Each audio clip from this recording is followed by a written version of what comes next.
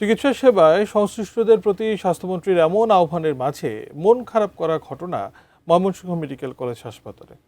Train দুর্ঘটনায় 2 পা হারিয়ে হাসপাতালে এসেও 4 দিন প্রায় বিনা চিকিৎসায় পড়েছিলেন মানসিক ভারসাম্যহীন এক যুবক। ময়মনসিংহ প্রতিনিধি আসাদুজ্জামান সুমনের তথ্য ও ফরিদুজ্জামান শান্তর ভিডিও চিত্রে ডেস্ক রিপোর্ট। ময়মনসিংহের বিস্কা এলাকায় ট্রেনে কাটা পড়ে পা হারান মানসিক ভারসাম্যহীন আকিব। তারপর পুলিশ তাকে ময়মনসিংহ মেডিকেল কলেজ হাসপাতালে এনে ভর্তি করে। এমন গুরুতর অবস্থাতেও জরুরি চিকিৎসা পাওয়ার বদলে তার জোটে মারাত্মক অবহেলা।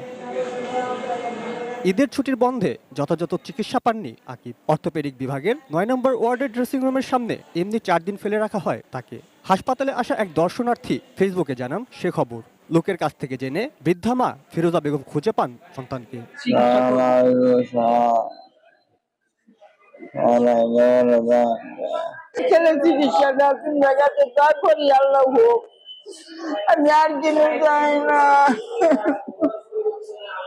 ততদিনে সময় মতো চিকিৎসা না পেয়ে আকিবের পায়ের ক্ষতে পোকা ধরে গেছে। উৎকট দুর্গন্ধে আশপাশ দিয়ে যেতে পারছিলেন না অন্যরা। মাটা বিক্ষোভ আহে যায়, কিন্তু ওর কোনো চেষ্টা অনেক দুর্গন্ধ, প্রস্রাব পায়খানা করে দুর্গন্ধ ছুটে যাচ্ছে। হাসপাতালের মতো সেবা প্রতিষ্ঠানে গুরুতর আহত রোগীর প্রতি এমন অবহেলায় হতবাক মানুষ। অবশেষে 5 দিন পর চিকিৎসা শুরু হয় তার। সমস্যাকে আমরা প্রপার চ্যানেলে আমরা ইনফর্ম করেছি, ওনারা ওনাদের পক্ষ থেকে যেটুকু করার ওনারা আমাদেরকে সেই সাপোর্ট দিয়ে দিচ্ছে। হ্যাঁ, এবং আমাদেরকে আশা দিয়েছে যে আরো যদি যতটুকু সম্ভব তাদের পক্ষ থেকে তারা দিবে।